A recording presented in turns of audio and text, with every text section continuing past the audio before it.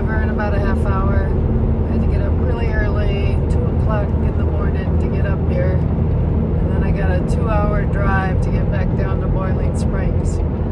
So the idea is I am going to be hiking north from Boiling Springs to the New Jersey-Pennsylvania border, where I'm hoping my husband will meet up with me. That's why I'm parking my car up this way. I was debating yesterday if I should be parking it further south and then doing another shuttle, but I figured I'd see what it's like to really not have a bailout plan of any sort. What would it take to get from one place to another with no vehicle and none of my friends to be able to pick me up? So that's what it's really going to be like, and I have yet to experience that, so it's kind of scary. So Tina's, you'll notice, is not with me, so she was just along for the Shenandoahs. The next time I'll have company is towards the end of the month, and that'll hopefully be my husband. And then after that, I am supposed to meet up with Terry and a friend of hers, and we should be able to hike a couple of weeks together, I'm hoping. So we still got to work out that detail. So I'm patching it together, but Boiling Springs is where I'm going to start, and I should be able to get at least 5 miles in, and then I'm going to stay at a bed and breakfast.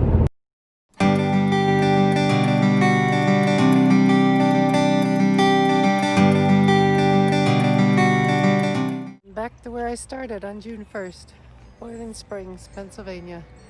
But this time I am heading north. Alright, leaving Boiling Springs.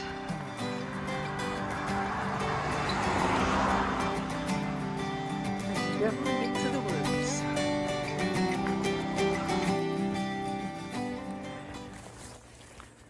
So today should be like a walk in the park. Relatively flat, very little elevation gain. It is in the 80s, so it is warm. While I was home, I did go ahead and permethrin everything, all my gear, all my clothes. So hopefully that'll help with the ticks. What else did I do? I cleaned all my water stuff, the bladder, the filter, at least backwash the filter. What else did I do? Well, just did laundry and rested up. So I noticed that I had a little bit of poison ivy after I got home. I don't know where I got it. It's only on my wrist. It hasn't spread from there, so I'm not sure how I got it. It doesn't itch too bad. It looks worse than it is. And my feet were a little swollen this morning, which was kind of strange. It was right around the ankles, all around the ankle actually. So I just have to keep an eye on that. No idea why. So I miss Tina. Nobody to talk to. It's strange. Kind of lonely. Well, hopefully I'll get through it. I'm a little sad. But on the 24th, I'm supposed to meet my husband, Vito, and he's supposed to backpack with me. So we'll see how well we do together as a pair backpacking. It'll be interesting.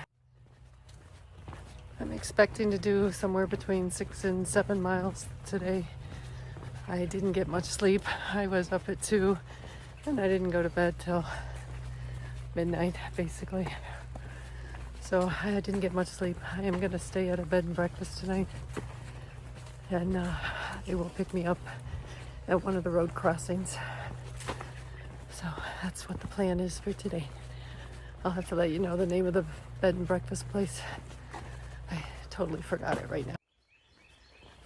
For those of you that are considering using a vehicle to get yourself along the trail, There are pros and cons. It's great if you have two. Then you don't have to pay for the extra shuttles. And that would take one of the disadvantages away. That was our original plan for me and Terry. We were gonna bring two vehicles and shuttle each other. That's a disadvantage, especially if you have one vehicle. Also, it takes time. So you have an extra expense trying to get a shuttle, arranging a shuttle, and then you never know if you park your car if anybody's gonna break into it. So that's a big concern. The shuttle isn't cheap. When we went down to Rockfish Gap, that was 130 something. And the one from New Jersey border down to Boiling Springs was 210, plus whatever tips you want. So definitely not cheap. So you have to budget for it. That's all I'm saying. I'm not sure if I'll do the southern states this way or not. I'll see how it works out.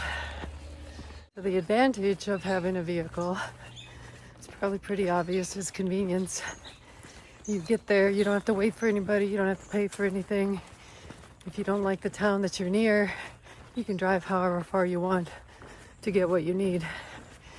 You can store stuff in your car that you might want to change out, or you could even have some food resupply right there in your vehicle. So there are some advantages. Corn is getting tall.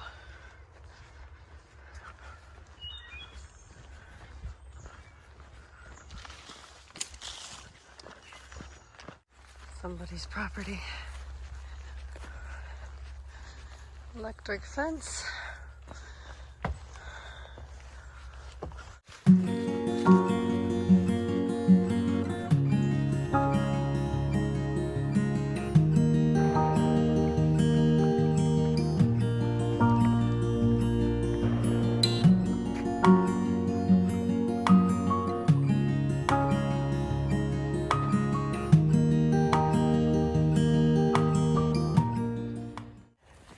I'm sweating again.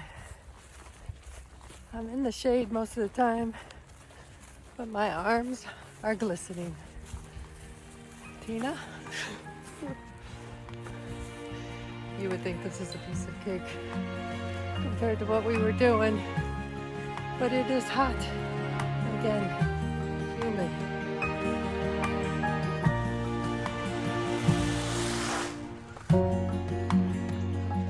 Those mountain ranges behind all this corn. See the mountains I will eventually be in. They look so far away.